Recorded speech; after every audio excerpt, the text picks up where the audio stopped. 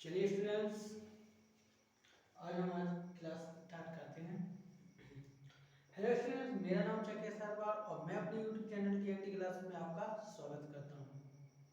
ठीक है, तो चलिए आज की क्लास स्टार्ट करते हैं। ठीक, आज का जो टॉपिक है हमारा स्टूडेंट्स वो है हमारी बीमा। क्या है? बीमा। कि बीमा क्या होती है। ठीक है ना, आज का बढ़िया ही मोस्ट टॉपिक है, वेरी वेरी मोस्ट टॉपिक है। इससे मोस्ट इस चैप्टर में हमें लगता है कि टॉपिक ही नहीं है, बहुत मोस्ट है। क्यों? इसलिए मोस्ट है कि इसमें से पेपर में हर बार 2 या 3 या 4 नंबर का क्वेश्चन आना ही आना है। कई बीमा पूछ लेता है, कुछ ना कुछ पूछेगा। यहाँ से पेपर में आना ही आना है। 101% नहीं, 1000% पेपर में यहाँ से क्वेश्चन आता है, वो भी 11th और 12th में, दोनों की बात कर रहे हैं। ठीक है ना, तो ये बहुत ही मोस्ट टॉपिक है, तो बढ़िया इंटरेस्ट के साथ अपन इसको सीखते हैं। ठीक, तो अब बात आती है यहाँ पे बीमा की। किसकी बात आती है? बीमा की। कि बीमा क्या होती है। तो बीमा की हम बात करें कि किसी भौतिक राशि में उसके मात्रा की घात क्या होती है, बीमा होती है। मतलब क्या होता है, जैसे मान लो हमारे पास कोई भौतिक राशि है। ठीक, अब उसका जो मात्रक है तो उसकी घात क्या हो जाएगी, बीमा।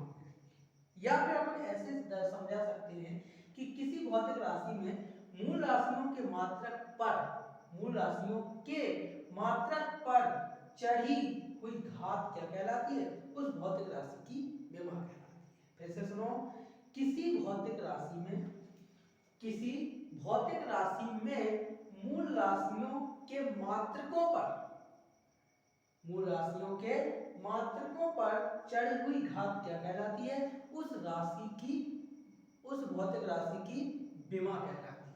कैसे, इसको समझो। किसी भौतिक राशि, किसी भौतिक राशि, भौतिक राशि, किसी भौतिक राशि में, किसी भौतिक राशि में उसके मात्रक की घात, उसके मात्रक की घात बीमा कहलाती है, बीमा कहलाती है, कहलाती है। समझ आ रही बात?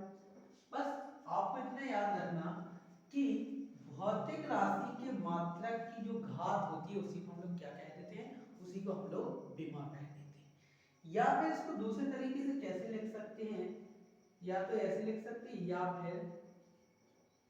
या फिर अपन लिख सकते हैं कि किसी भौतिक राशि में मूल राशियों के मात्रकों पर, किसी भौतिक राशि में, भौतिक राशि में, राशि में, किसी भौतिक राशि में मूल राशियों के, मूल राशियों के मात्रकों पर चढ़ी गई घात, चढ़ी गई घात बीमा कहलाती है। क्या कहलाती बेटा? बीमा कहलाती है, बीमा कहलाती है। ठीक, समझ आ रही बात? तो ये अपनी, जैसे हमने लिखा, जैसे हमने लिखा क्या, हमने लिखा कि जैसे ये है M square, M square, L square या टी माइनस का 1, तो जो इन पे जो घातें हैं ना, इन्हीं को हम लोग बीमा कहते हैं। समझ आ रही बात? बीमा कौन सी होती है? हमारी मूल राशियों के मात्रकों पर चढ़ी गई घात क्या कहलाती है? बीमा कहलाती है। तो यही जो क्या हो जाएंगी, ये हमारी बीमा हो जाएंगी। कोई भी हो, जैसे एल टी माइनस का 1 ले लो, तो जो इस पे घात चढ़ी होगी इस पे, ये सारी ये क्या होती है, बीमा होती है। ठीक, समझ आएगा? अब इसके बाद आता है, जैसे बीमा तो ये होती है, बीमीय सूत्र क्या होता है। अगला टॉपिक है अपना बीमीय सूत्र, बीमीय सूत्र, बीमीय सूत्र। ठीक, होता है विमीय सूत्र। ठीक, विमीय सूत्र की यदि हम बात करें तो किसी भौतिक राशि के व्युत्पन्न मात्रक का मूल मात्रकों से संबंध है। ठीक है ना, किसी भौतिक राशि के व्युत्पन्न मात्रक का मूल राशियों या मूल मात्रकों से संबंध है। मतलब फिर से समझो, किसी भौतिक राशि के व्युत्पन्न मात्रकों का मूल मात्रकों से संबंध है। तो सीधा लिखेंगे किसी भौतिक राशि के व्युत्पन्न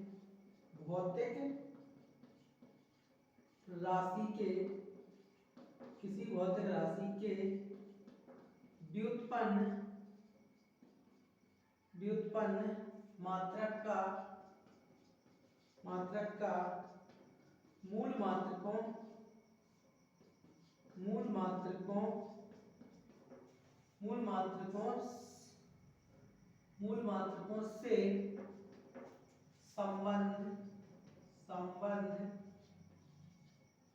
से संबंध जिस सूत्र द्वारा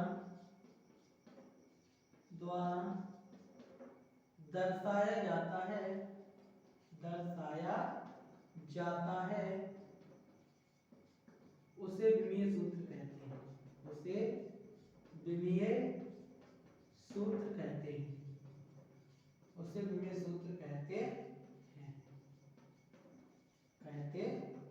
ठीक, किसी भौतिक राशि के व्युत्पन्न मात्रक का मूल मात्रकों से संबंध जिस सूत्र द्वारा दर्शाया जाता है उसे हम क्या कहते हैं? भौतिक राशि का सूत्र यानी विमीय सूत्र कहते हैं। क्या कहते हैं उसे? विमीय सूत्र कहते हैं। फिर से सुन लो, किसी भौतिक राशि के व्युत्पन्न मात्रक का मूल मात्रकों से संबंध क्या होता है? मूल मात्रकों से संबंध जिस सूत्र के द्वारा दर्शाया जाता है उसे हम क्या कहते हैं? उसे हम विमीय सूत्र कहते हैं। ठीक, जैसे विमीय सूत्र क्या होते हैं? इस प्रकार से विमीय सूत्र को लिखा जाता है m(l)(t)(2) है ना। जैसे m0 भी होता है, कुछ भी बहुत सारे होते हैं, जैसे ml-1 मतलब यहाँ पे ml(d)(1), ठीक है ना। तो इस प्रकार से ये इस प्रकार से ये क्या होते हैं? मतलब ये क्या दर्शाते हैं? जो इनका जो मूल मात्रक होते हैं वो क्या किसी व्युत्पन्न राशि के मात्रक को दर्शाते हैं। हम देखेंगे किस प्रकार से दर्शाते हैं। ठीक है, जैसे एक बात समझो, एक मिनट यहाँ पे समझो। जैसे आप ये सबसे क्षेत्रफल का लेते हैं फॉर्मूला, क्षेत्रफल है हमारे पास, हमें पता है क्षेत्रफल क्या होता है। ये तो एक व्युत्पन्न राशि है ना। क्या है ये एक व्युत्पन्न राशि है। अब ये जब व्युत्पन्न राशि है तो इसका मान क्या होता है? इसका मान होता है क्षेत्रफल बराबर क्या होता है? लंबाई गुणे चौड़ाई। क्या होता है? लंबाई गुणे चौड़ाई। तो लंबाई क्या है? ये लंबाई मूल मात्रक है l, लेकिन चौड़ाई लेकिन है तो लंबाई ना, तो ये भी है। ठीक है ना। तो इन दोनों का गुणा करेंगे l स्क्वायर आ जाएगा, l स्क्वायर आ जाएगा। ठीक है ना। तो मतलब क्या हो जाएगा कि मूल मात्रकों से संबंध दर्शाता है। मतलब किसी भौतिक राशि की व्युत्पन्न मात्रक का, मतलब ये तो देखो व्युत्पन्न मात्रक, अगर इसको देखा जाए तो ये मीटर स्क्वायर होगा है ना। लेकिन वास्तव में क्या है? वास्तव में तो मूल मात्रक है ना। ऐसा l गुणे l करेंगे तो ये मूल मात्रक, ये मूल मात्रक। ठीक है ना। तो सीधी बात ये है कि ये मूल मात्रकों का संबंध व्युत्पन्न मात्रकों से या व्युत्पन्न मात्रकों का संबंध मूल मात्रकों से बताता है। तो जिस सूत्र के द्वारा ये चीज बताई जाती है, इस व्यंजक को बताया जाता है, उसी को हम लोग विमीय सूत्र कह देते हैं। ठीक, बात समझ में? किसी का भी ले लो, किसी का भी ले सकते हो। जैसे मान लो आयतन ले लो, आयतन है, वेग ले लो, घनत्व ले लो, कुछ भी ले लो, XYZ जो तुम्हारी इच्छा हो।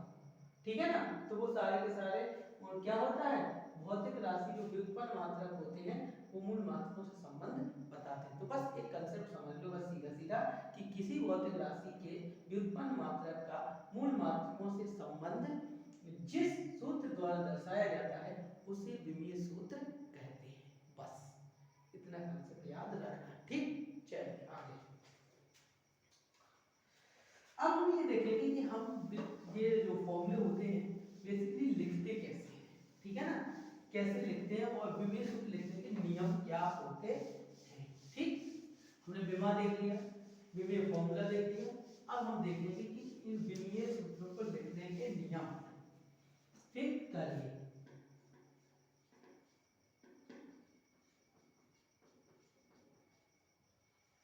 विमीय सूत्रों को, विमीय सूत्र को लिखने के नियम, लिखने के नियम।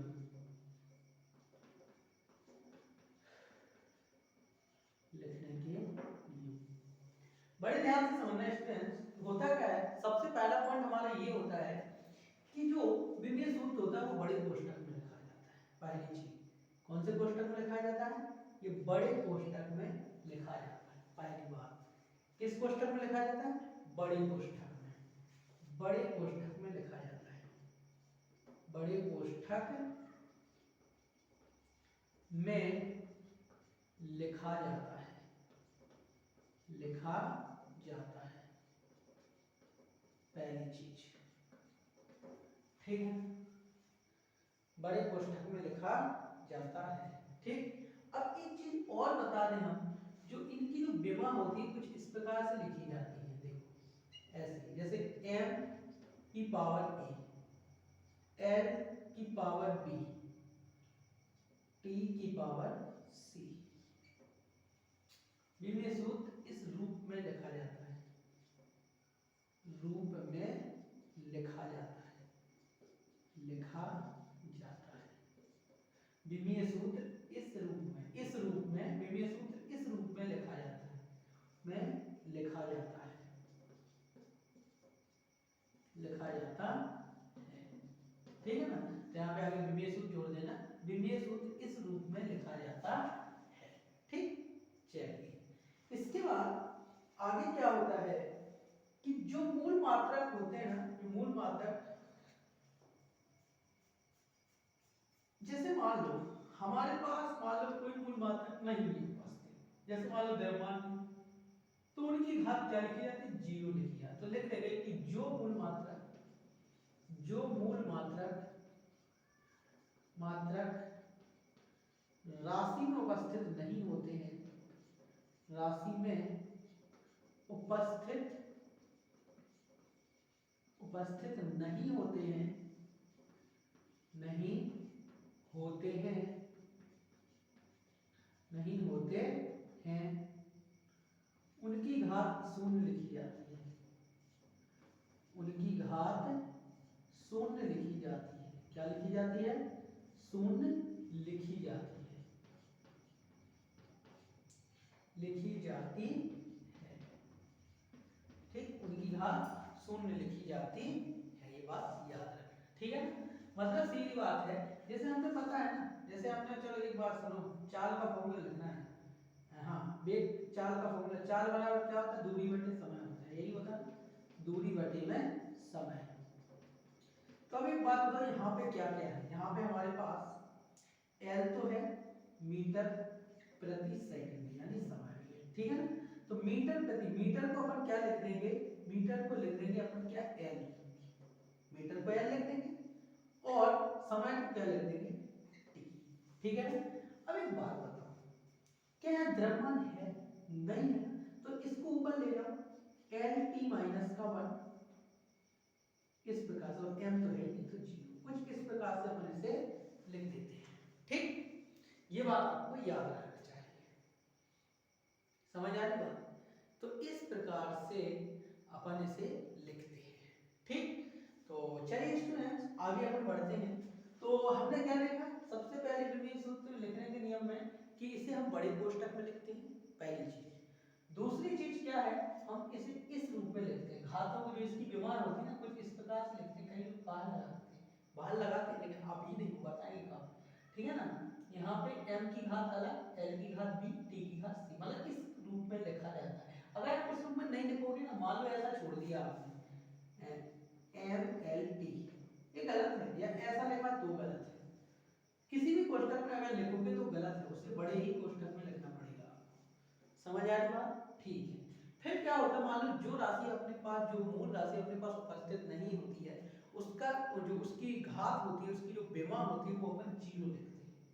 क्या लिखते हैं? जीरो लिखते हैं। ये बात आपको पता होना चाहिए। इसके बाद अपन आगे बढ़ते हैं। आगे क्या है अपना, जैसे मान लो कोई जटिल राशि है, सुनो ध्यान से। मान लो कोई जटिल राशि है और उस जटिल राशि को अपन को लिखना है, तो उनको पहले अपन मूल मात्रकों में बदलते हैं। एक बात याद रखना स्टूडेंट्स, कि कभी भी हो विमा अपन एम एल टी के रूप में ही लिखते हैं, ये बात हमेशा याद रखना। ठीक है ना? कुछ जगह आता है केल्विन आता है, मतलब कुछ आ सकता है, लेकिन वो भी क्या है, मूल राशि है। ठीक है ना? मतलब हम मूल राशियों के रूप में ही लिखेंगे विमा को। ए भी आ सकता है, एम्पियर होता है जो कि विद्युत धारा का मात्रक है। ठीक है ना? लेकिन इसके मूल राशियों के अलावा और अन्य कोई राशि नहीं आ सकती है। समझ आ रही बात? तो कभी भी हो यहाँ पे एमएलटी कॉमन सी बात है, जो कि आते ही आता है, लेकिन साथ में और भी मूल राशियों की मात्रा आ सकते हैं, लेकिन मूल राशियों के अलावा अन्य कोई मात्रक नहीं आ सकता है। समझ आ रही बात? ठीक। तो होता क्या है कि अगर कोई बड़ी राशि, जटिल राशि दी होती है, तो पहले उसे हम मूल राशियों के रूप में बदल देते हैं, फिर उसका मात्रक, फिर उसका विमेय सूत्र लिखा जाता है। जैसे हम एक एग्जांपल लेते हैं त्वरण का। त्वरण, ठीक है ना? क्या? त्वरण। तो त्वरण बराबर क्या होता है? वेग में परिवर्तन। वेग में परिवर्तन, ठीक है ना? क्या होता है ये? वेग में परिवर्तन। क्या होता है? वेग में परिवर्तन बटे में क्या होता है? समय। यही होता है ना, बटे में समय। तो वेग में परिवर्तन बटे में समय, यानी वेग का फॉर्मूला हमें पता है, मीटर प्रति सेकंड होता है। तो मीटर प्रति सेकंड, और समय क्या होता है? टी होता है। तो मीटर प्रति सेकंड ये ऊपर ही लिखा था, तो एल टी माइनस का 1 और नीचे भी टी है, तो इसको ऊपर ले जाओगे तो एम एल टी माइनस का 2 हो जाता है, एम जीरो। समझ आ रही? अब एक बात और हम बता दें, जैसे हमने ये बोला कि जो राशि उपस्थित नहीं है उसकी घात शून्य हो जाती है, पहली चीज। अगर दूसरी बात, अगर हम इसको जो राशि उपस्थित नहीं है उसे ना भी लिखे तब भी काम चलता है। ठीक है ना? तब भी अपना काम चल जाता है। समझ आ रही बात? ऐसा भी लिख सकते हैं, पर ऐसा भी लिख सकते हैं, दो में से मतलब दोनों ही सही है। ठीक। तो ये हो गया अपना क्या, विमेय सूत्र लिखने के नियम। समझ आ रही बात? अपन बहुत सारे ऐसे और कुछ उदाहरण देख सकते हैं, और भी उदाहरण देख सकते हैं। जैसे हमारे पास बल का ले सकते हो, बल। ठीक है ना? तो बल का फॉर्मूला क्या होता है? एम एल टी माइनस का 2। समझ आ रही बात? तो ये भी अपन ले सकते हैं। जैसे कि हम कुछ एग्जांपल्स लेते हैं सॉल्व करने के लिए। ठीक है ना? कुछ एग्जांपल ले लो। हाँ चलो, हम ले लेते हैं एक एग्जांपल लेते हैं दाब का।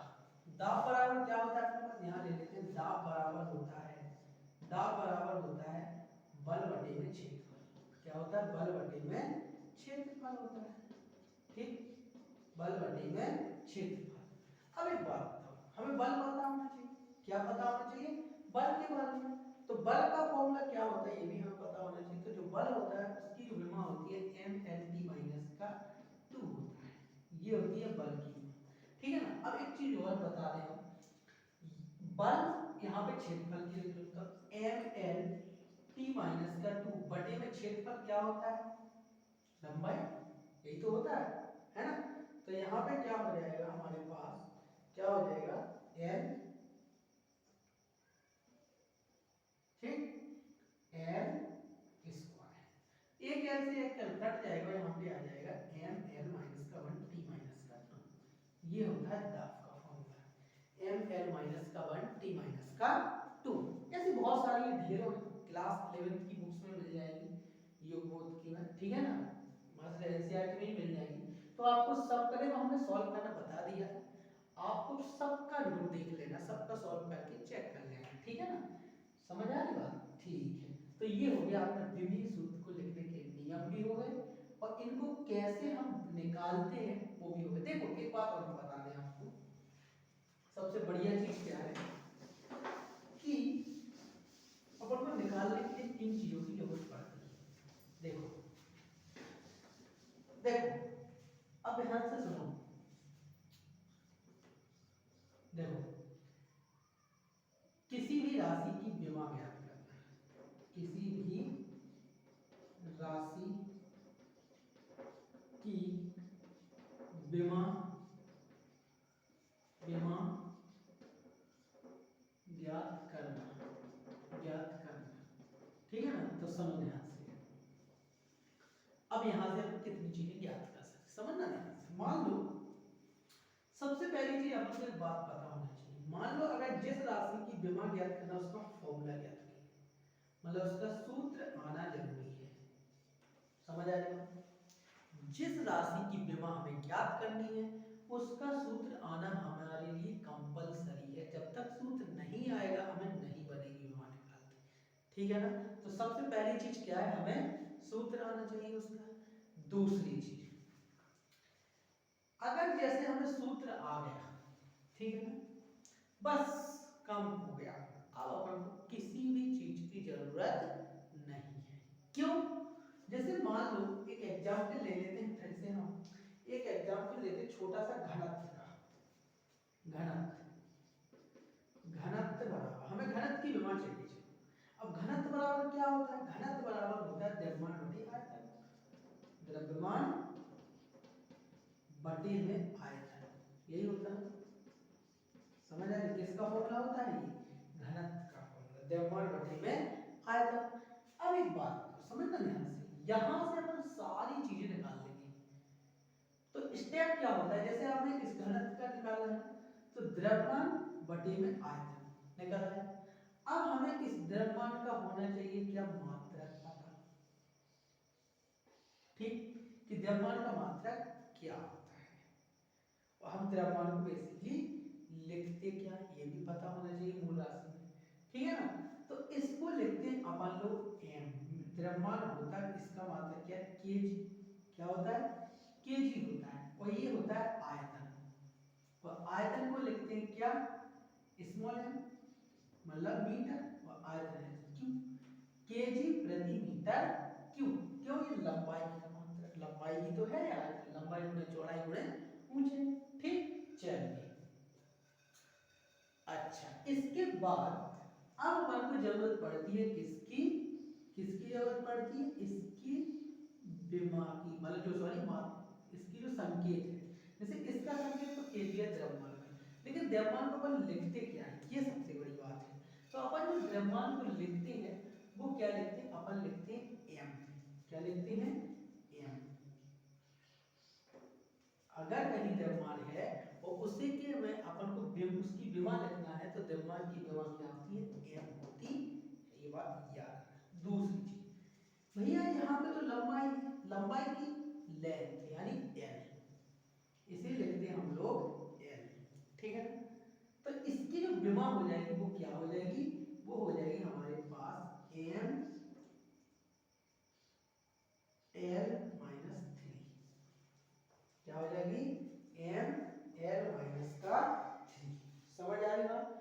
तो घनत्व की विमा क्या हो जाएगी हमारी? एम एल माइनस का थ्री। अब क्या ये सही लिखी?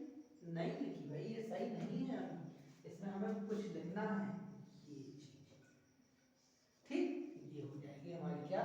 एम एल माइनस का थ्री। तो हमने क्या बताया?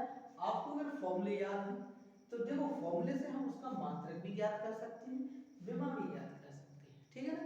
अगर हमें किसी राशि की विमा ज्ञात है, अगर इसका विमीय सूत्र ज्ञात है तो हम उसका मात्रक भी ज्ञात कर सकते हो, फॉर्मूला भी ज्ञात कर सकते, मतलब इस साइड से इस साइड भी जा सकते हैं, इस साइड से इस साइड भी पहुंच सकते हैं। तो आपको क्या देखो, सबसे पहले फॉर्मूले याद कर लो सारी राशियों की, ठीक है ना। देखो फिजिक्स में आपको ज्यादा नहीं, कम से कम 30 40 राशियों के फॉर्मूले याद करने पड़ेंगे, कम से कम 40 की, ठीक है ना। 40 के याद करना पड़ेगा, 40 के और ज्यादा, हाँ 40 के चल जाएंगे, और 40 50 के, कम से कम 50 राशियों के फॉर्मूले, और 50 राशि के फॉर्मूले याद हो जाएंगे तो फिर तो आपको फिजिक्स में कोई दिक्कत नहीं, ठीक है ना। समझ आ रही बात? तो ये हो गया अपना क्या? किसी भी राशि की विमा का ज्ञात करना, कि ज्ञात करते कैसे। चलिए आगे बढ़ते हैं। कोई दिक्कत हो तो बताना, है कमेंट में जरूर बताना हमें, ठीक है ना। तो हम अगली क्लास में उसे सॉल्व करने की कोशिश करेंगे, ठीक है, क्योंकि जब तक आप बताओगे नहीं हमें पता नहीं चल पाएगा। ठीक, तो चलिए अगला टॉपिक है हमारा, वो क्या है, विमीय समीकरण। अगला टॉपिक क्या है हमारा, विमीय समीकरण।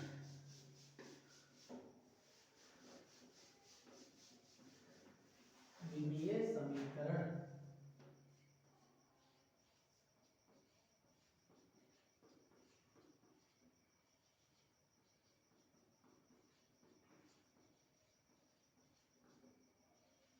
ठीक, ये होता है हमारा विमीय समीकरण।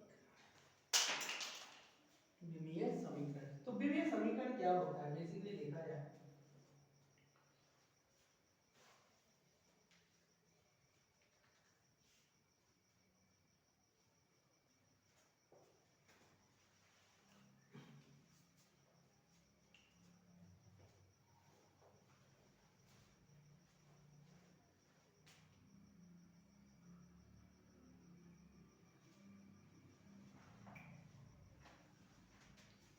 हाँ, चलिए अपना बात करें।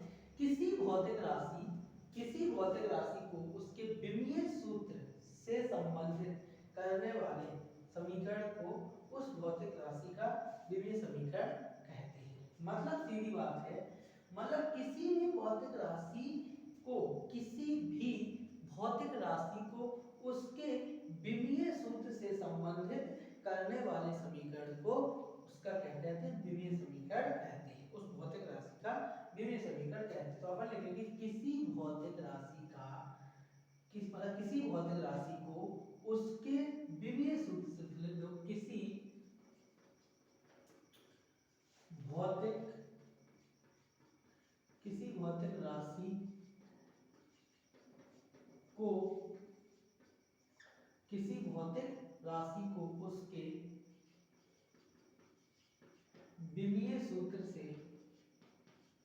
विमीय सूत्र से संबंधित करने वाले समीकरण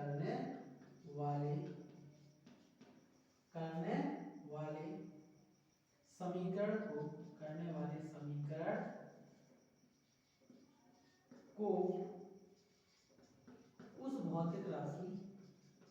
उस भौतिक राशि का विमीय समीकरण कहलाता है। विमीय समीकरण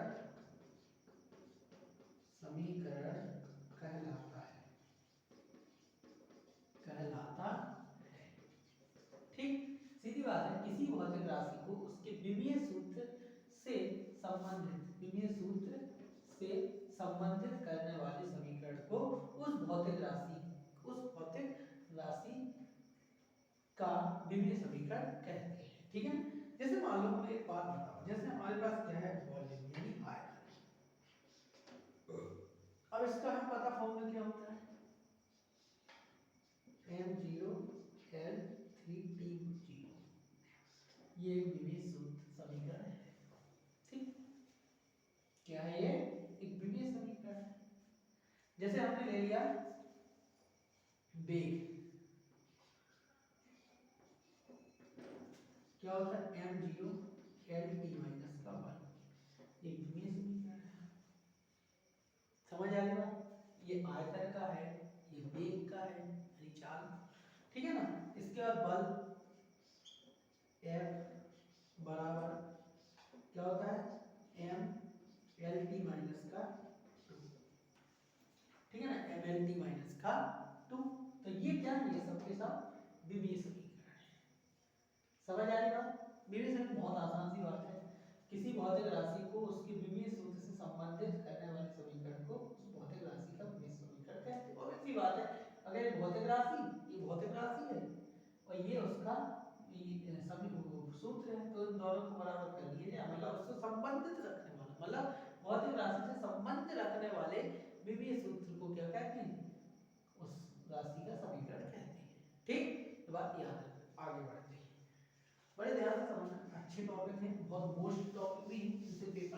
जरूर आता है। अगला टॉपिक है अपना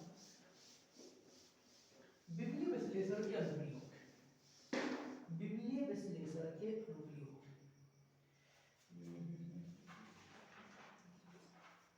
चलेगा क्या है, इससे क्या ये तो चल जाएगा। विमीय विश्लेषण के अनुप्रयोग, विश्लेषण के अनुप्रयोग, क्या है भैया, अनुप्रयोग, ठीक, विमीय विश्लेषण के अनुप्रयोग, समझ आए, ठीक है। अब इसका उपयोग कहाँ कहाँ होता है, बेसिकली देखा जाए, देखो सबसे पहली चीज की सबसे पहला उपयोग इसका कहाँ होता है, सबसे पहला उपयोग भौतिक समीकरणों की शुद्धता की जांच करने में। जैसे मान लो हमारे पास कोई समीकरण है, हालांकि कल टॉपिक स्टार्ट होगा, ठीक है ना, आज हम तेल के बता देंगे कि कहाँ कहाँ यूज किया जाता है। तो पहली चीज भौतिक समीकरणों की शुद्धता की जांच करना है। पहला कहाँ यूज किया, भौतिक समीकरणों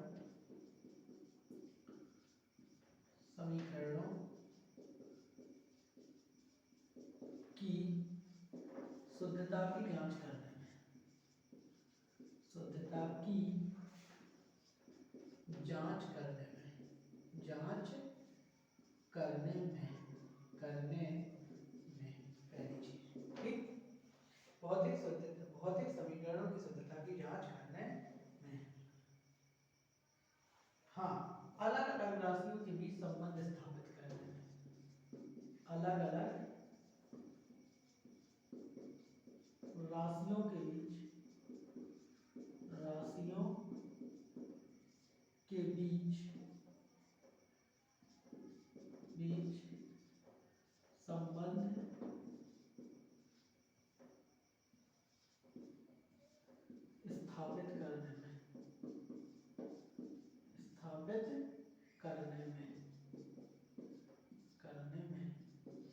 करने में, ठीक। अगला अलग अलग राशियों के बीच संबंध स्थापित करने में, अगला क्या होता है, एक पद्धति के मात्रकों को दूसरी पद्धति के मात्रकों में परिवर्तित करने में, एक पद्धति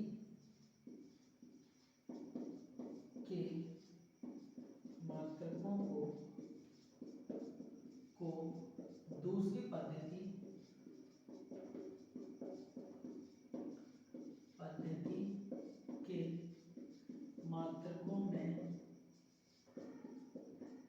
मात्रकों को परिवर्तित करने में,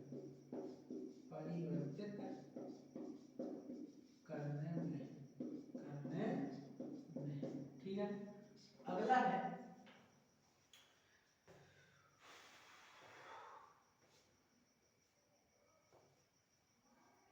भौतिक राशियों के मात्रक ज्ञात करना, भौतिक राशियों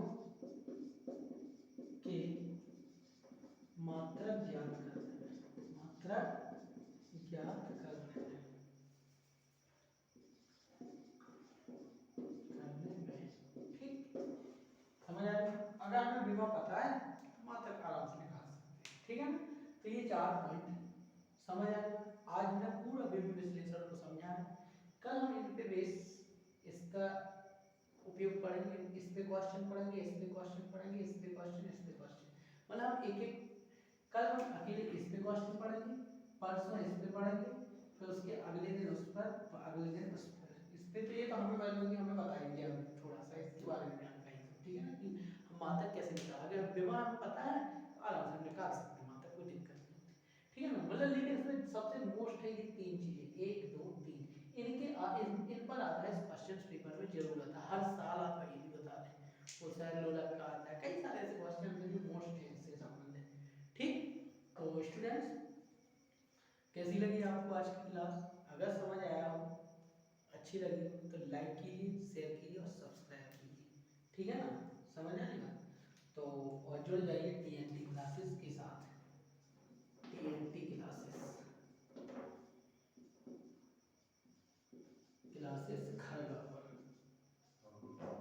खड़गापुर पुराना गल्ला मंडी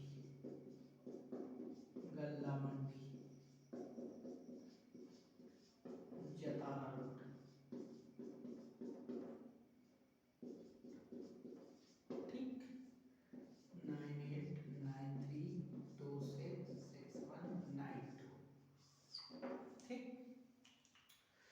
तो ठीक है, thanks for watching this video.